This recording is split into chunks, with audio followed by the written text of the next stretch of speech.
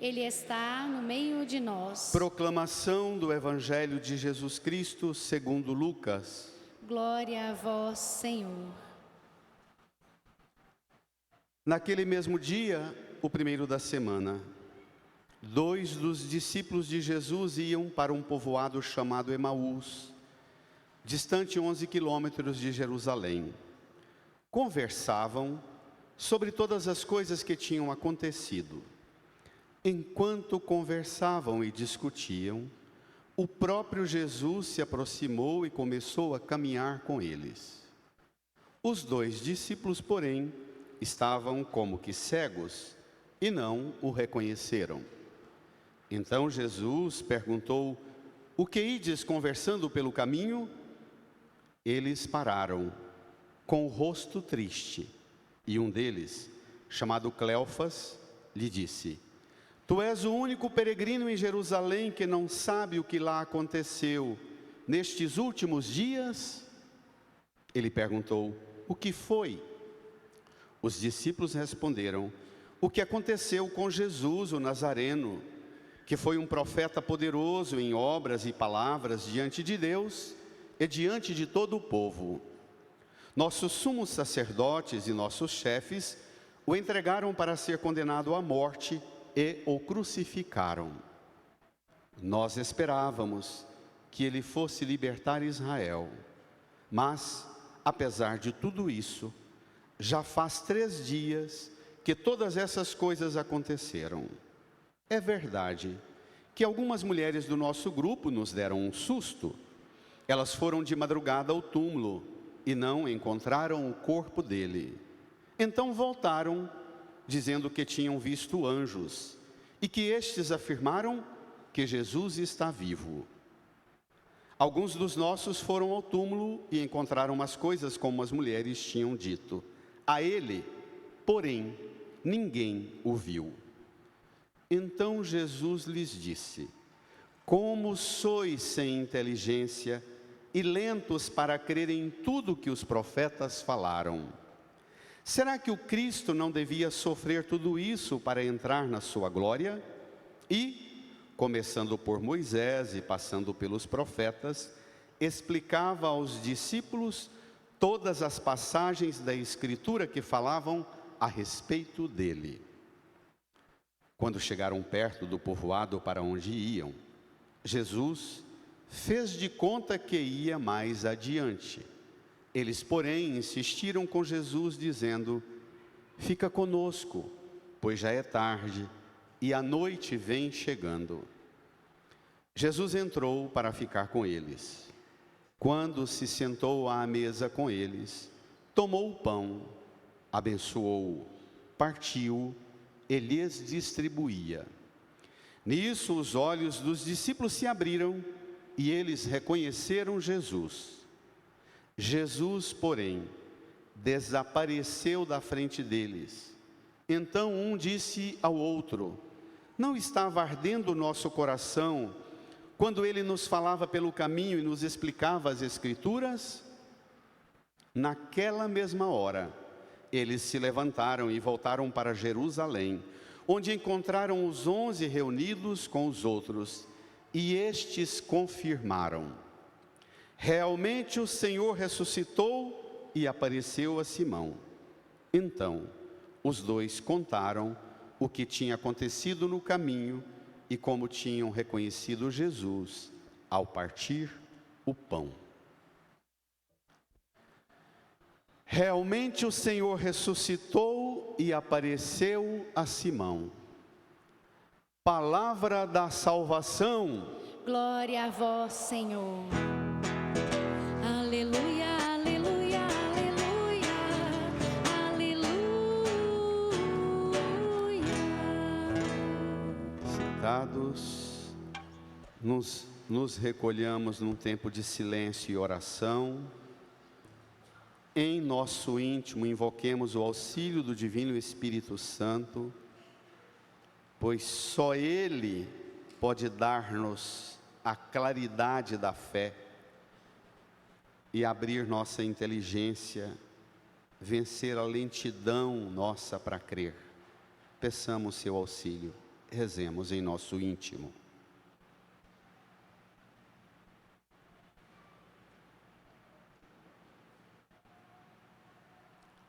Amém.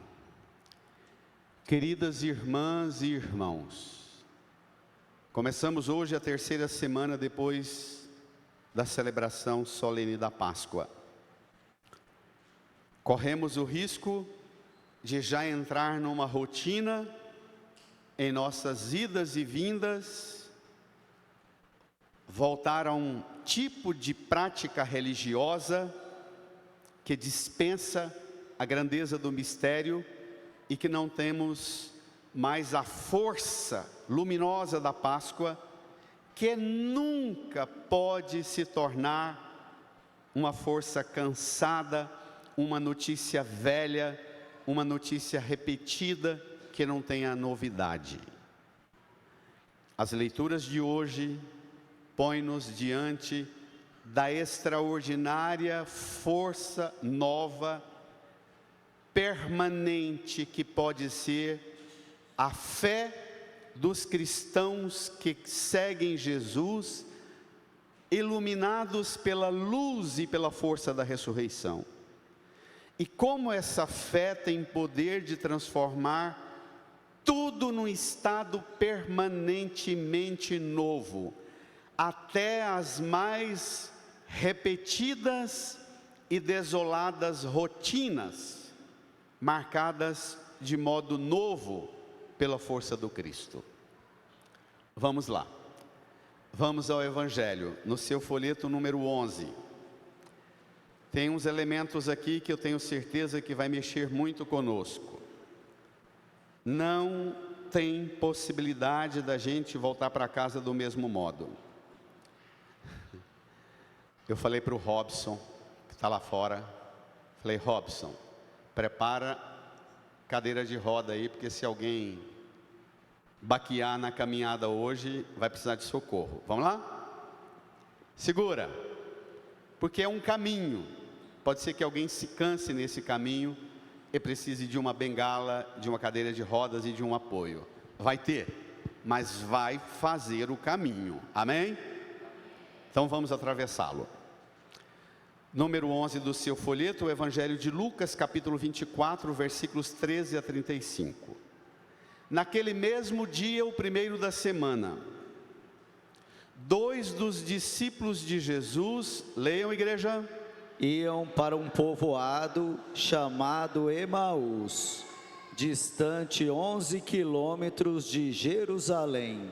Parece sem nenhum desconforto, mas o texto começa a problematizar. Versículo 14 e 15. Conversavam sobre todas as coisas que tinham acontecido. Enquanto conversavam e discutiam, o próprio Jesus se aproximou e começou a caminhar com eles. Versículo 16, leiamos juntos. Os discípulos, porém, estavam como que cegos e não o reconheceram. Espere lá.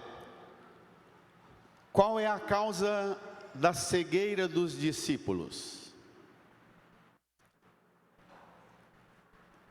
Pegando o texto assim de imediato, talvez você não alcance. Preciso lhe ajudar, dando-lhes algumas pistas. Esses 2 discípulos estão abandonando a comunidade de fé.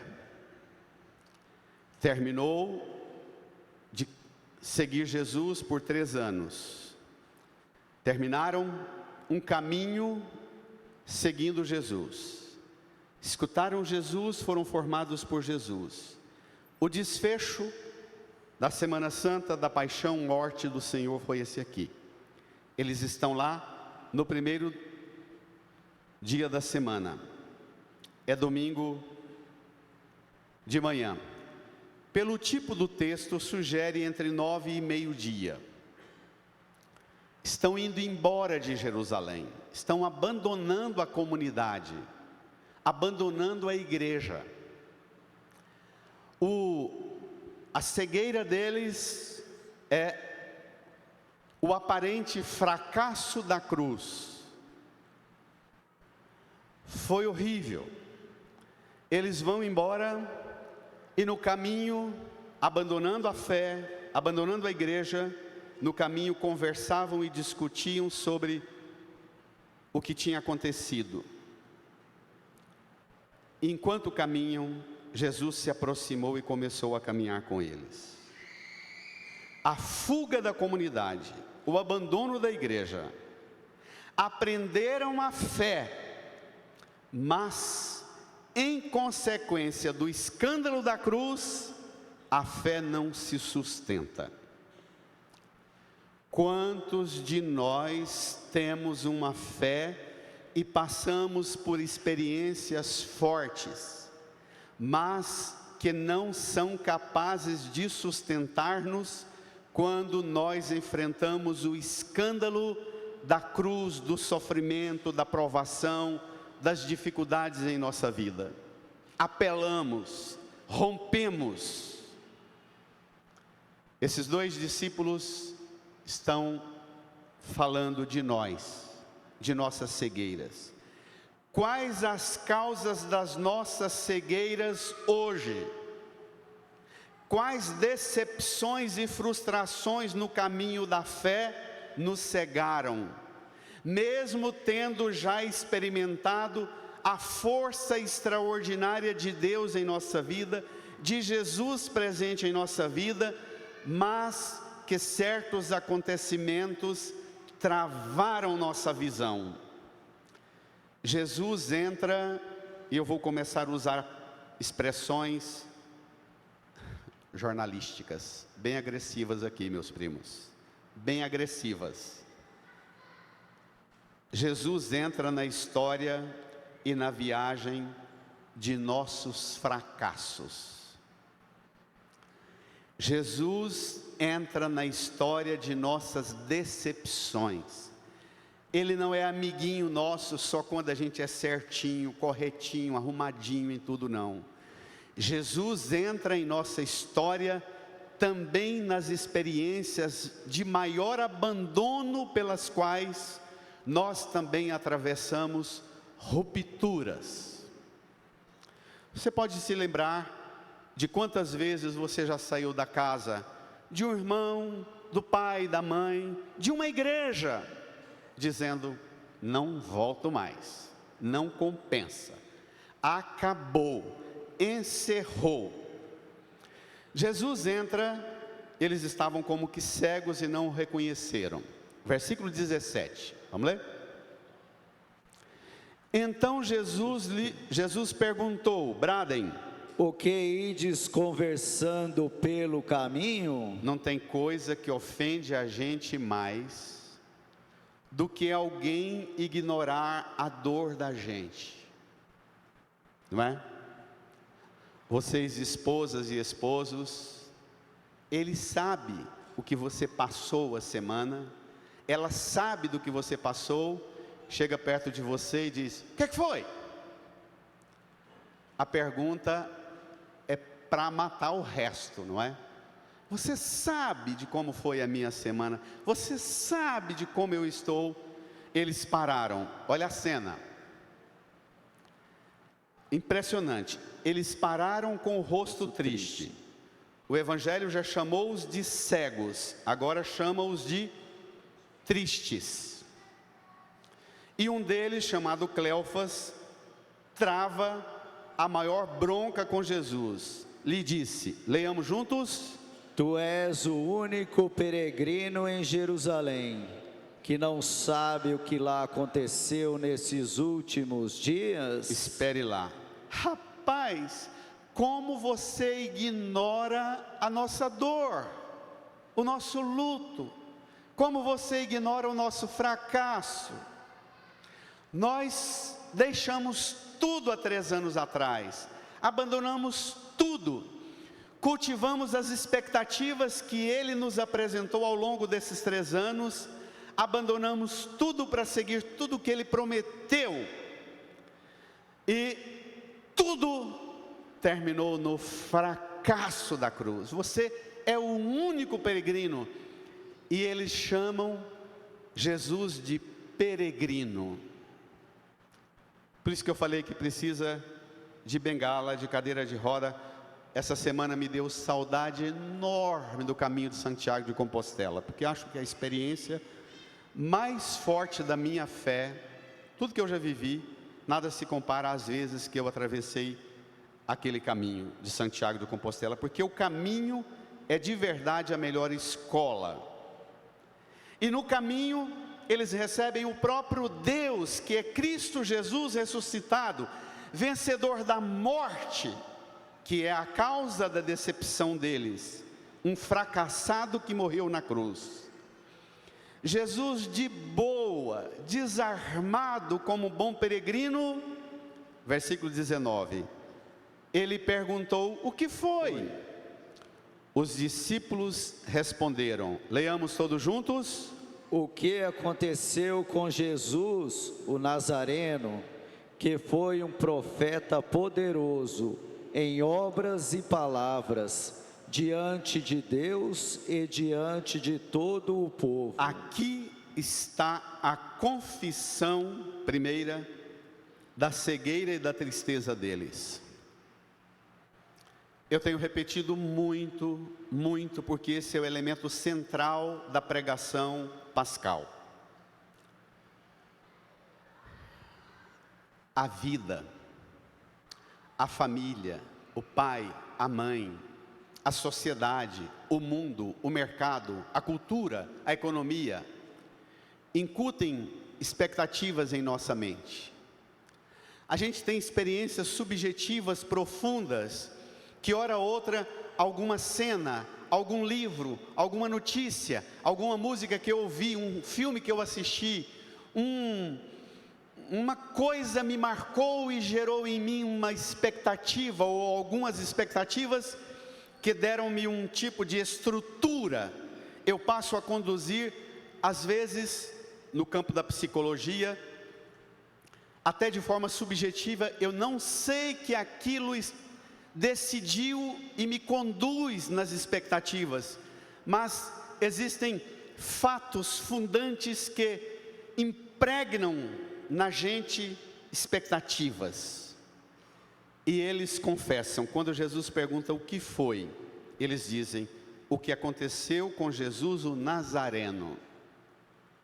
Não chama Jesus de filho de Deus, chama de filho do carpinteiro de Nazaré. Põe Jesus no nível humano de Nazaré. E mais, dão um título religioso a Jesus, que foi um profeta. Bom profeta, poderoso em obras e palavras diante de Deus e diante de todo o povo, mas não mais do que um profeta. Profeta na Bíblia é aquele que a própria palavra profeta profere um discurso a mando de alguém. É alguém que veio dar um recado a mando de, que profere. Ele veio apenas dar um recado em nome de. Mas, continuam eles, primeiro fracasso, Jesus é apenas um profeta, é a primeira confissão. A terceira confissão, versículo 20, nossos sumos sacerdotes e nossos chefes o entregaram para ser condenado à morte e o crucificaram. É só um profeta que morreu vergonhosa e humilhadamente, amando do poder religioso e político. Sacerdotes e chefes mataram-no na cruz. E agora vem a terceira confissão. Vamos lá? Versículo 21. Essa terceira confissão, eu queria muito que você prestasse atenção nela. Ela é profundamente dependente das duas outras, mas essa terceira confissão, ela pode ajudar você a entender o porquê das suas dificuldades de progressão na fé. O porquê das suas dificuldades de uma construção de uma relação com Deus, que passe por uma coisa que você sente, deseja, anseia, mas não alcança, anda um pouquinho, mas derrapa, hora outra você está sempre fugindo de Jerusalém. Seja Jerusalém o lugar da comunidade dos discípulos de Jesus, a igreja, seja Jerusalém a sua família, o seu trabalho, a sua profissão, as suas ideologias políticas. Olha a confissão bárbara, versículo 21. Nós esperávamos, leiam, que ele fosse libertar Israel, mas, apesar de tudo isso, já faz 3 dias que todas essas coisas aconteceram. Não vou nem usar meu argumento, vou apelar a Bento XVI. Olhe só o que Bento fala. Os discípulos deixam escapar por seus lábios um verbo. Nós esperávamos. Este verbo está no passado e diz tudo. Olhe para a cruz e acompanhe o texto, por favor, olhando para a cruz. Olha o texto de Bento XVI. O uso do verbo no passado, nós esperávamos, significa o seguinte, diz Bento: acreditamos, seguimos, esperamos, mas acabou. Também Jesus de Nazaré, que se mostrou um profeta poderoso em obras e em palavras, falhou, e nós ficamos desiludidos. Este drama dos discípulos, diz Bento XVI, surge como um espelho da situação de muitos cristãos no nosso tempo. Nós olhamos para os discípulos de Emaús indo embora e dando bronca e com raiva de Jesus, um peregrino que não sabe o que aconteceu com o líder deles. Parece que a esperança da fé falhou.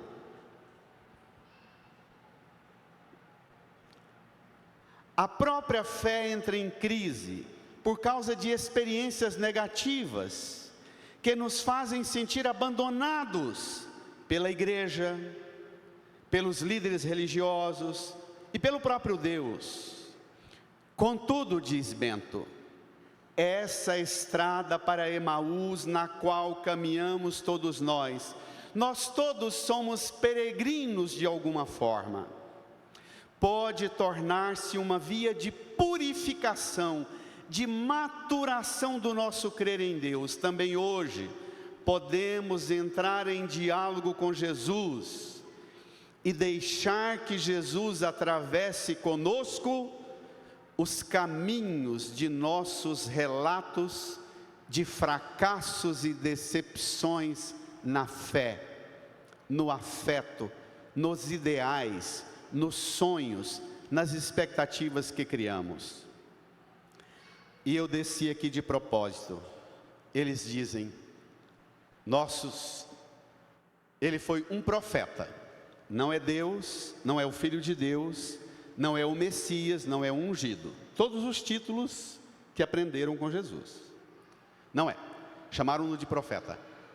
Depois disseram, nossos sumos sacerdotes e os chefes, houve um complô religioso e político, mataram-no da forma mais vergonhosa e humilhante que a Bíblia diz. Maldito todo aquele que morrer dependurado no lenho. É a pior de todas as maldições. Nosso líder, portanto, recebeu sobre si a pior de todas as maldições da parte do poder religioso e do poder político. E depois confessam, nós esperávamos que ele fosse libertar Israel. Um paizinho desse tamanho, um palmo no mapa, os 3 dedos no mapa. O que significa? Que tudo o que Jesus falou para eles, não mexeu aqui. Eles traziam da fé ancestral dos pais, dos antepassados inclusive da fé ancestral de Davi, do reino de Davi, de Salomão, de todos os líderes políticos, econômicos, sociais, culturais, militares, religiosos da história de Israel, que incutiram neles uma esperança política e religiosa, que o povo de Israel é um povo escolhido por Deus, protegido por Deus, e eles, por serem escolhidos e protegidos por Deus, eles não entenderam por que Deus escolheu Israel. Deus escolheu Israel não porque Israel é um filho único que Deus ama e o resto é praga para ser ameaçado e desgraçado com bomba. Deus escolheu Israel para, através de Israel, se revelar como Deus para todos os povos, raças, línguas, nações do mundo. Mas Israel achou que o fato de ser escolhido por Deus era o máximo, e começaram a se tratar como mais importante do que Deus mesmo. Se Deus nos escolheu porque nós somos top, e todo mundo tem que submeter a nós, pronto. E esqueceu que a escolha era em vista de Deus revelar. Deus não estava revelando um povo, uma nação, uma cultura judaica, religiosa ali. Deus estava apenas querendo, através de um povo, revelar-se a todos os povos, raças, línguas e nações. Os discípulos trazem na mente a herança ideológica e política. Vamos aproveitar o fato de Deus ter nos escolhido e dizer que Deus nos escolheu e a gente se impõe sobre todos os povos, raças e línguas. Hoje, o poderio bélico do cristianismo guerreiro que está ascendendo no planeta, dos cristãos que pegam armas e acham que existe guerra santa, e é possível estabelecer um domínio sobre os povos, porque nós somos cristãos e temos o direito de impor o que Deus quer pelas armas. Estamos na mesma presunção de Israel. Estão me entendendo? Estão me entendendo? Isso não quer dizer que os outros povos não tenham problemas graves, e desvios graves e ameaças graves sobre nós. A discussão aqui não é sobre os outros povos, é sobre nós. Quem somos nós? Os discípulos confessam: nós esperávamos que ele fosse libertar Israel, mas apesar de tudo isso, olhe para a cruz. Eles seguiam Jesus. Jesus mesmo, por 3 vezes ao longo da viagem para Jerusalém, parou a viagem, voltou-se para eles e contou: cuidado, vocês, eis que estamos subindo para Jerusalém. Chegando em Jerusalém, eis que o Filho do Homem será perseguido, rejeitado por parte dos sumos sacerdotes, dos anciãos, dos mestres da lei. Lembra? Será preso, condenado, morto, crucificado e no 3º dia ressuscitará. Jesus mesmo contou isso para eles abertamente várias vezes. Eles agora confessam que eu sonho que o que eu vou falar agora mexa com você como mexeu comigo essa semana. A Maria Helena Café, que está aqui, que foi minha professora de filosofia e foi catequista durante 63 anos, Maria Helena Café dizia que o único pecado dos líderes religiosos de Israel e de todos os tempos, e o único pecado com o qual Jesus não suporta mesmo lidar com ele, é o pecado das segundas intenções. Você está bonitinho na religião, no enquadramento, no quadrado religioso, mas o que você quer mesmo é, do tipo que eles estão confessando: nós deixamos tudo na Galileia, seguimos esse cara por 3 anos, ele falou para nós de reino de Deus, do Pai, da vida eterna, da ressurreição, do reino celeste, mas a gente viu que o cara tinha uns poderes, umas capacidades de fazer umas coisas. A gente falou: nada, vamos dialogar com ele. Essa fraqueza dele lá em Jerusalém a gente resolve. A gente sobe com ele para Jerusalém, chega lá, a gente convence a ele, dá um golpe de Estado, domina o Império Romano, expulsa o Império Romano de Israel, e ele vira nosso líder. E como nós estamos seguindo a ele tem 3 anos, é lógico que ele vai nomear a gente para o primeiro escalão, para ser ministros dele, para ganhar salários. Precisa descer o nível aqui, né? Entenderam a lógica? Entenderam a lógica?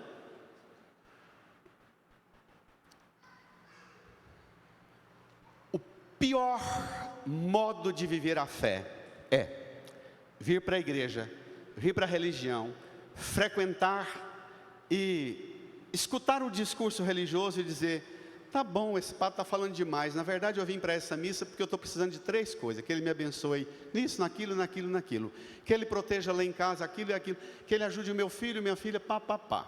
Muitos de nós vamos e voltamos para a igreja, e a única coisa que toca a gente são as necessidades, as expectativas, o nós esperávamos que. O que ele tem para apresentar nunca entrou e nunca vai entrar, e nós nunca seremos moldados por ele, porque nós nunca cederemos às nossas segundas intenções. Eu estou aqui, eu ajudo essa igreja, eu colaboro com esse padre, com esse pastor, mas o que eu quero mesmo é que Deus me abençoe e que eu consiga, lá tem a sua lista. Isso existe, minha gente? Existe. Isso existe? Existe. Essa é a confissão do fracasso dos discípulos de Emaús e nossa. Vamos ver?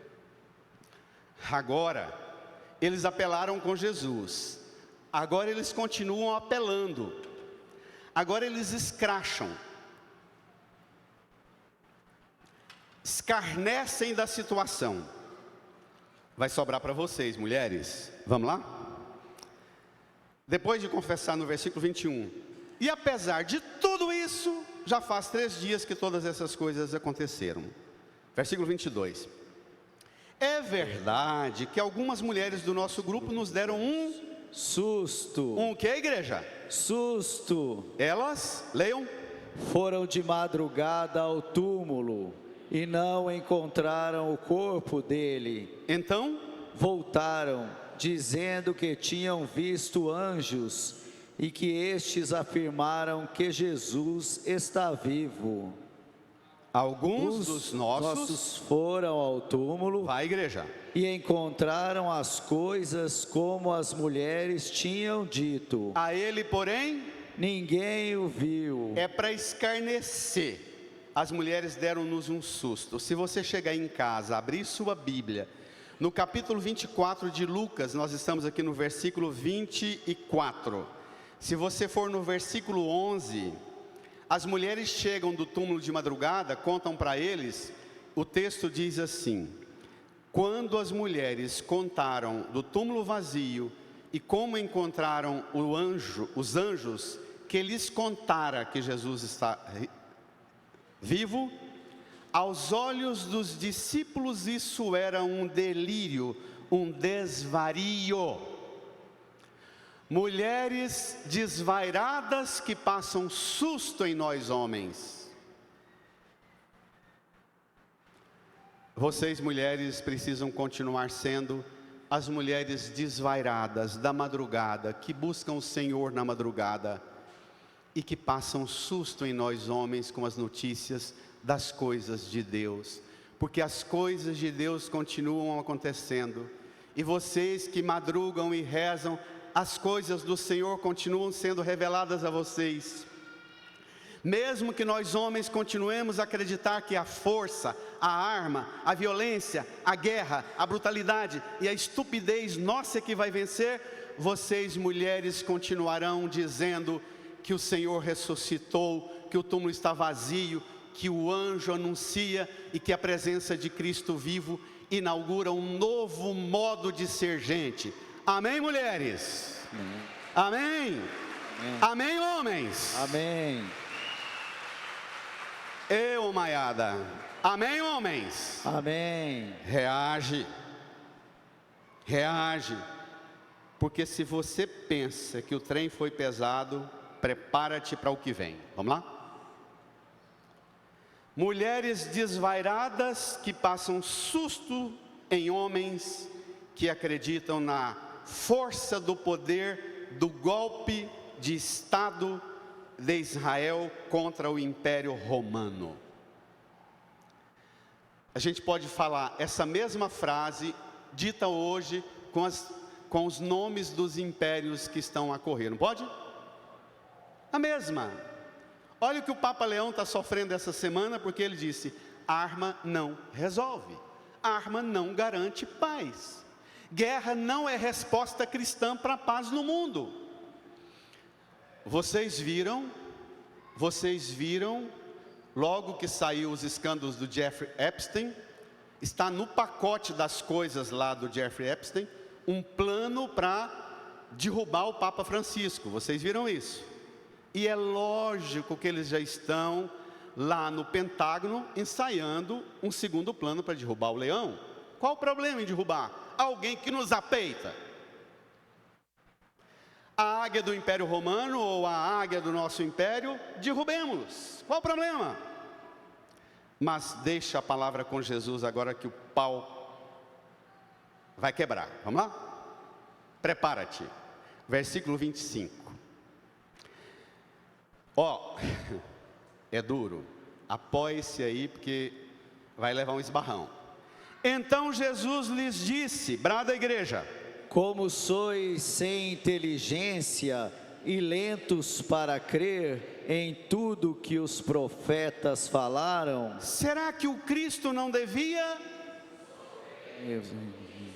para entrar na sua glória? Eles até agora falam de Jesus e contam uma história de Jesus a partir do relato dos fracassados. Contam para Jesus, eu fico imaginando a pureza do coração de Jesus até agora, suportando essa lereia e respeitando essa zoeira desse desabafo deles. Jesus deixa esvaziar as decepções, as frustrações, as expectativas. Agora Jesus entra sem remorso. O evangelho que já chamou os discípulos de cegos e tristes, agora recebem dos lábios de Jesus 2 títulos: sem inteligência e lentos para crer.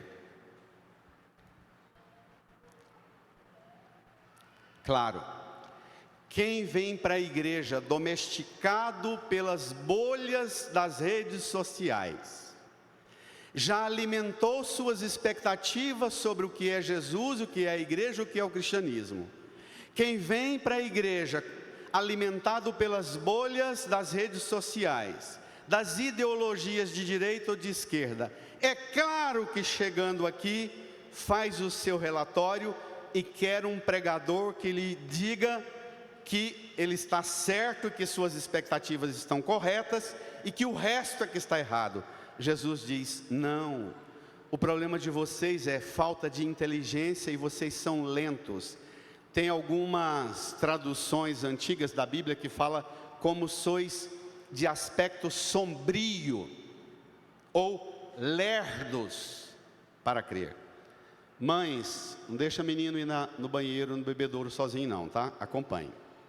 Jesus dá uma bronca nos discípulos, dizendo que toda dificuldade de entender a cruz é um problema de inteligência. Não inteligência artificial, mas inteligência humana. Lentos para crer, falta-lhes esforços. Será que o Cristo não devia sofrer para entrar na sua glória? E agora a surpresa, vamos lá? Versículo 27. E começando por Moisés e passando pelos profetas, leia, igreja. Explicava aos discípulos todas as passagens da Escritura que falavam a respeito dele. Espere lá, olhe para cá. A partir de hoje, se você ler a Escritura e não entender, o problema não é da Escritura, é da sua e da sua inteligência. Da sua falta de inteligência e da sua lentidão em esforços para ocupar-se disso aqui. Ao abrir a Escritura, não caça norma, regra, doutrina, palavra sábia, autoajuda, essa coisa enfadonha que virou o Evangelho por aí. Ao abrir a Escritura, procure Jesus. Ao abrir a Escritura, procure textos que te apresentem Jesus. E ao encontrar Jesus, abra o coração e escute-o, que Ele tem poder de vencer a sua falta de inteligência e a sua lentidão para crer. Ele tem poder, e esse poder já foi usado e já foi executado na cruz e na glória da sua ressurreição. Esse Jesus que enfrenta a sua e a nossa falta de inteligência e a nossa lentidão, esse Jesus é o mesmo que venceu a morte, o pecado, o inferno, o poder, o mal, as potências de todas as realidades do mal. Ele que venceu tudo aquilo, não vencerá em mim minhas ambiguidades e meus limites. Irmã, irmão, o problema agora não é mais de Deus, mas nosso. Tudo se refere a Cristo, tudo se refere a Ele. Ler, meditar, para conhecer Jesus, e conhecendo Jesus, Ele te dará uma abertura de espaço na inteligência. Sois sem inteligência, sabe por quê?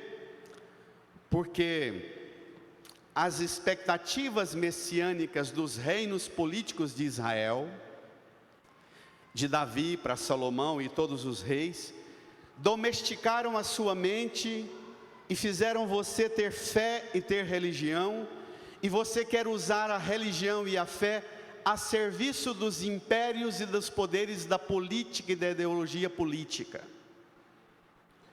Quando a religião perde a capacidade de ter uma interlocução com o mundo entre Deus e o mundo, e ela é obrigada a falar dos líderes políticos e o mundo, e pôr Jesus e a religião a serviço das ideologias dominantes, sejam essas ideologias de direita, de centro, de esquerda, do diacho que for, essa religião e esses pregadores do Evangelho perderam a autoridade da pregação da palavra. Amém? Amém. Amém. Amém. Pronto. Agora vem a novidade. Vamos lá? O mal foi diagnosticado. Os discípulos, cegos, tristes, sem inteligência, lentos, esperavam que Jesus fosse libertar Israel da opressão do Império Romano. Expectativa diminuta, medíocre. Agora Jesus vai da forma mais pura abrir-nos para a realidade nova. Agora ele se mostra que tipo de peregrino ele é na viagem dos discípulos. Versículo 28, tome lá. Quando chegaram perto do povoado para onde iam, Jesus fez de conta que ia mais adiante. Jesus fez de conta que ia mais adiante. O que significa isso, fez de conta? Vocês que são pais e mães, avós e avós de crianças, o que significa isso, fazer de conta? Quando é que a gente usa essa expressão? É o bom humor do peregrino. É o bom humor do peregrino. Ele está procurando aguçar nos discípulos a visão da fé, curar a cegueira, curar a lentidão, a lerdeza da inteligência, a atrofia da inteligência. Ele está querendo dizer assim, como bom pedagogo, o bom pedagogo, ele ajuda você a descobrir em você o potencial que você tem e ativa em você o que você tem de melhor, não é não?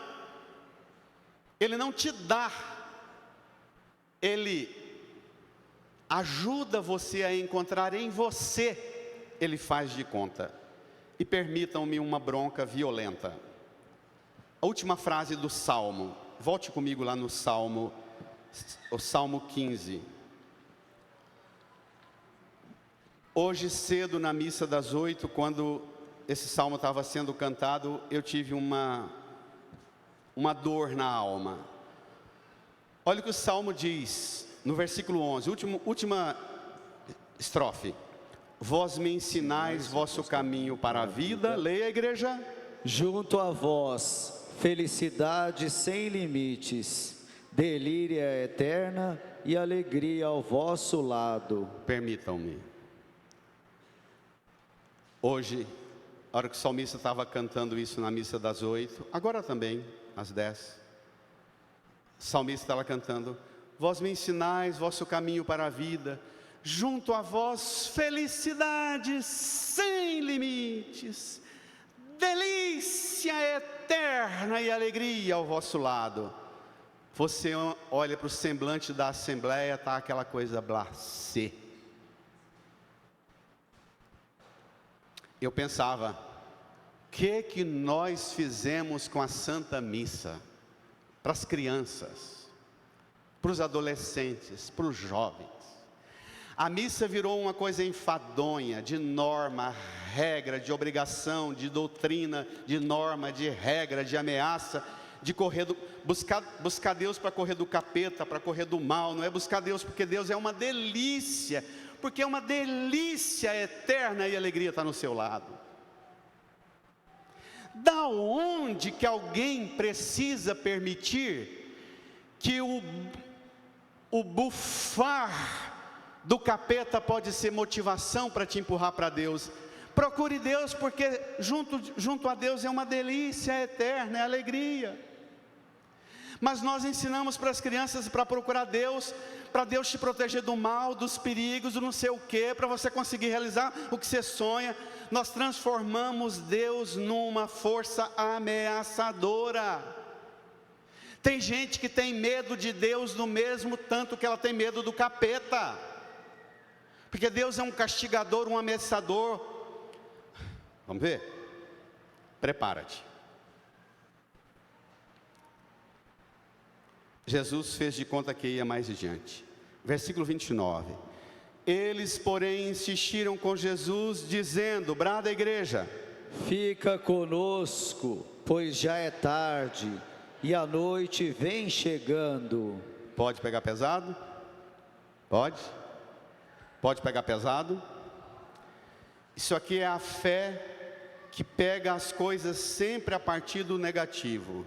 Fica conosco, já é tarde, a noite vem chegando. Isso aqui é a típica forma de fé racional de homem ocidental. Na época pascal, não dizem, rapaz, a gente saiu de Jerusalém tão mal, a gente estava abandonando a igreja, abandonando a comunidade. Rapaz, essa viagem de você conosco foi tão bom. Cara, você não tem noção do tanto que viajar com você de Jerusalém até aqui renovou minha vida. Vamos entrar, vamos tomar um vinho, vamos comer um pão, vamos lanchar, vamos celebrar isso. Nós pensamos a fé sempre a partir do negativo e do mal. Fica conosco, já é tarde, a noite vem chegando, ao invés de dizer, entra, vamos comer, vamos beber, vamos celebrar, vamos cantar, vamos dançar, porque é uma delícia eterna e a alegria está do seu lado, Deus. A gente sempre põe o acento na religião e na forma de relacionar com Deus, no aspecto sombrio. Não é à toa que os jovens muitas vezes abandonam a fé, e o argumento dos jovens é porque a religião tem argumento e uma seara, um ambiente sombrio. Vamos ver mais? Pai e mãe, reinaugura um modo novo de falar de Jesus na sua casa, amém? Amém. Reinaugura um modo novo de falar de Jesus como companheiro de viagem na vida de seus filhos. inaugure uma maneira nova, que arrebate o coração dos meninos. Olha a cena. Jesus entrou para ficar com eles. Versículo 30, vamos ler juntos? Quando se sentou à mesa com pausadamente, eles. Marcelo, leia mais devagar, vai. Quando se sentou à mesa com eles, tomou o pão, abençoou, partiu-o e lhe distribuía. O evangelista Lucas usa um vocabulário eucarístico. Sentou-se à mesa, tomou o pão, abençoou, partiu e lhes distribuía. Isso serve para nós aqui na Eucaristia, mas isso serve para a mesa da sua casa. Enquanto a mesa da sua casa não receber uma unção nova, na forma de ao menos 2, 3 vezes por semana, vocês se sentarem como família, e o modo de sentar-se, de tomar a refeição, de olhar nos olhos uns dos outros, de repartir e docemente curtir a presença um do outro, pode ler livro e fazer curso e mudar de religião, o que for, mas se essa força mística aqui não chegar na mesa da sua casa, não haverá nenhum impacto da fé na sua vida. Amém? Amém. Não haverá. Jesus entrou para ficar com eles. Versículo 31. Nisso os olhos dos discípulos se abriram e eles reconheceram Jesus. Eram cegos e tristes. Mudou. Olhos se abriram, reconheceram. Curiosamente, Jesus, porém, desapareceu da frente deles. E eles confessam, versículo 32, vamos ler? Então um disse ao outro, brada: não estava ardendo o nosso coração, quando ele nos falava pelo caminho, e nos explicava as Escrituras?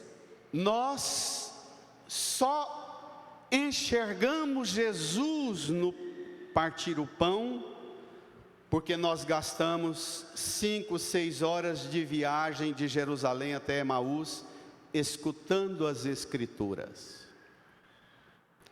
Mas tragicamente, a maior parte de nós católicos aprendemos a ir à missa, e a gente fala, preciso ir à missa porque eu tenho que comungar. A partir de hoje você nunca mais fale isso. Eu preciso ir à missa porque eu preciso escutar a palavra, que vai mostrar para mim qual é a vontade de Deus para a minha vida. Eu escuto a palavra. Deus mostra o que Ele quer de mim e para mim essa semana. Eu venho para a mesa, Ele me dá o único alimento, o corpo e sangue de Cristo, o único alimento que é capaz de me capacitar e qualificar para fazer a vontade de Deus. Eu vou para a vida, para a família, para o trabalho, rezo a semana inteira o Pai Nosso, seja feita a vossa vontade, porque eu escutei, sei qual é a vontade, recebi um alimento que me capacita e me qualifica para fazer a vontade, e faço. E o reino de Deus começou hoje, agora, porque eu escuto, eu recebo o alimento que me capacita e me qualifica. Quando isso acontece, a terceira novidade. A primeira é Cristo que faz arder o coração quando nos falava pelo caminho das Escrituras.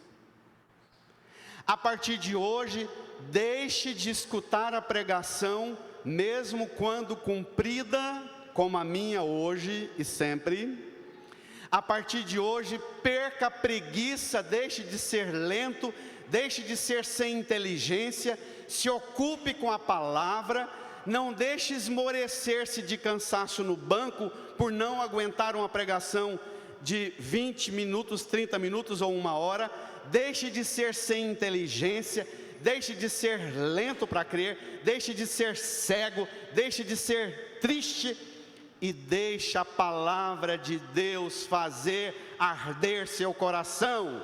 Amém? Amém. Amém? Amém. Se não está ardendo o seu coração, pode ser uma incompetência do pregador. Mas a partir de hoje, dê 50% de chance da falha ser do pregador e 50% da sua indisposição. Lento, lerdo, desorganizado, indisciplinado, sem inteligência. Ocupa e investe a inteligência para tudo quanto é porcaria. Mas na hora da palavra de Deus não precisa. O mais importante é receber a hóstia para Ele me abençoar e ajudar eu conseguir o que eu quero conseguir. Essa é a tragédia do cristianismo católico dos tempos de hoje. Nós, domingo passado eu disse e hoje repito, quando nós dizemos, rezando o Pai Nosso durante a semana, dizendo, seja feita a vossa vontade assim na terra como no céu. Mas nós somos sem inteligência e lentos para quê? Cegos e tristes na hora de escutar a palavra, o coração não arde. Como é que vai dizer seja feita a vossa vontade? Você nem sabe o que vontade é.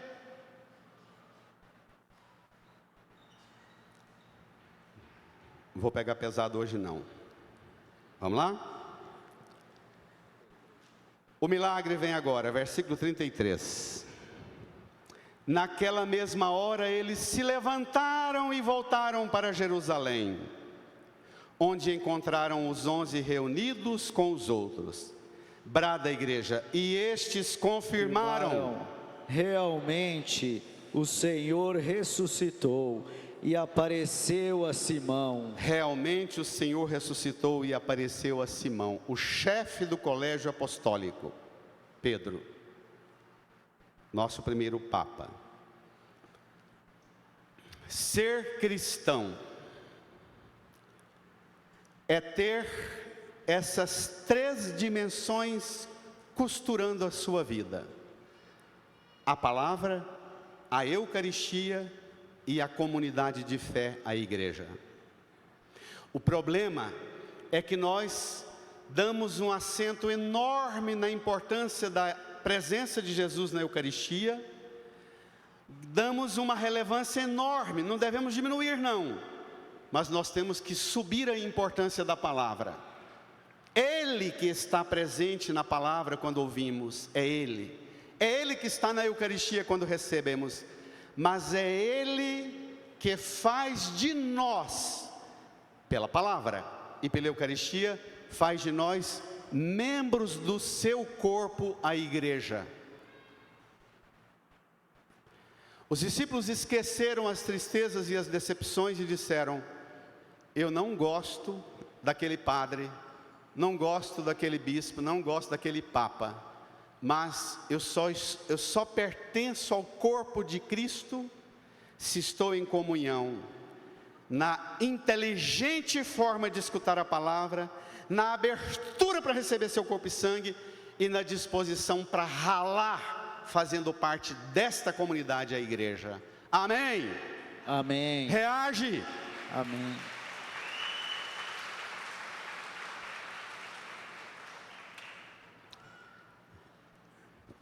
Versículo 35. Então os 2 contaram o que tinha acontecido pelo caminho e como tinham reconhecido Jesus ao partir o pão. Irmã, irmão, olhe para a cruz, não olhe para mim não. Na minha vida de padre, esse ano eu já celebro 30 anos de padre. Na minha vida de pregador, quase todos os domingos eu preparo a pregação, sabendo o que eu vou falar, mas sabendo do risco que eu vou correr, falando coisas que falo, e que posso, muitas vezes, fazer membros da comunidade e igreja voltar para casa como os discípulos de Emaús, dizendo: esse padre não me representa mais, não falou o que eu gosto, falou coisas que me ofenderam, não compensa, fracassou. a pregação dele não está a serviço do que eu acredito que é a verdade. Na maioria das vezes, a ideologia ou as ideologias que eu sigo. Você pode continuar indo embora, chateado com o padre, chateado com a pregação, mas comece a ir para casa também um pouco chateado com sua falta de esforços para compreender as Escrituras. E abrir-se para Jesus, que quer dar a você o dom precioso de ter uma fé inteligente, não uma fé de gente com cabresto, que o pregador fala e você tem que cumprir regrinhas. Sai dessa. A pregação não é para domesticar, a pregação é para te libertar, para te devolver na liberdade de filha e filho, e dizer, do pregador a única coisa que eu quero é que ele me ajude a encontrar modos e meios eficazes para superar os obstáculos que me impedem escutar Cristo, conhecer Cristo, saber de Cristo e relacionar-me com Cristo, na palavra, na Eucaristia e na vida e na comunhão com os irmãos. Só disso. O resto dos defeitos do pregador que fique para ele e que ele se acerte com Deus. Amém. Incline a sua cabeça. Renove a sua fé. Apresente-se ao Senhor e não tenha medo de pedir dele a graça de que ele visite também hoje e agora as suas cegueiras, que ele visite também agora as suas tristezas, suas decepções, os sentimentos que você carrega em sua vida de fé, de fracasso, na relação com a igreja, a sua vontade de abandonar tudo como os discípulos de Emaús, porque não vê o reino de Israel que você sonha se realizar como você queria que realizasse. Peça para Jesus abrir sua inteligência, dar a você um ânimo e uma dinâmica para crer e vencer tudo que te faz lento para crer, cego, triste, sem inteligência, e experimentar a graça da presença dele em sua vida, todos os domingos, na Eucaristia, mas em todos os momentos também nos caminhos de sua vida, de sua luta, de seus trabalhos, de suas batalhas. Fale com ele, renove sua aliança com ele.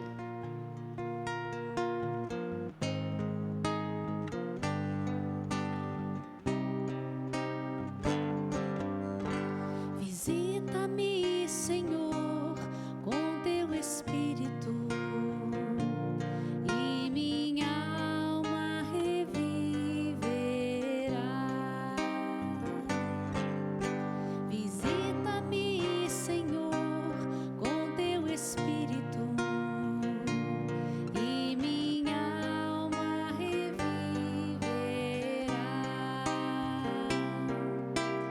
Para te adorar, para te louvar, visita-me, Senhor Jesus.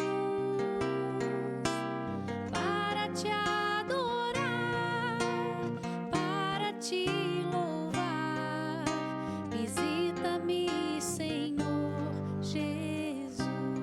Ensina-me, Senhor, com teu Espírito, Ensina-me, Senhor, com teu Espírito, e minha alma reviverá. e minha alma reviverá. Ensina-me, Senhor, Ensina-me, Senhor, com teu Espírito, e minha alma reviverá, e minha alma reviverá. para te adorar, Para te adorar, para te louvar,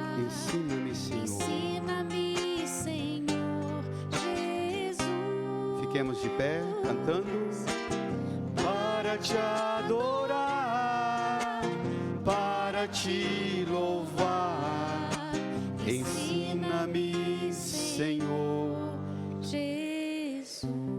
Estenda sua mão aqui para a cruz de Jesus e reze comigo. Senhor Jesus, Senhor Jesus, eu creio firmemente eu creio firmemente nesta palavra que ouvimos e meditamos, e creio firmemente que a sua morte na cruz não é o fracasso nosso, mas a nossa vitória, porque pela cruz, por seu sofrimento, por seu sangue, o Senhor venceu todas as forças do mal e abriu para mim e para todas as criaturas a visão verdadeira da fé.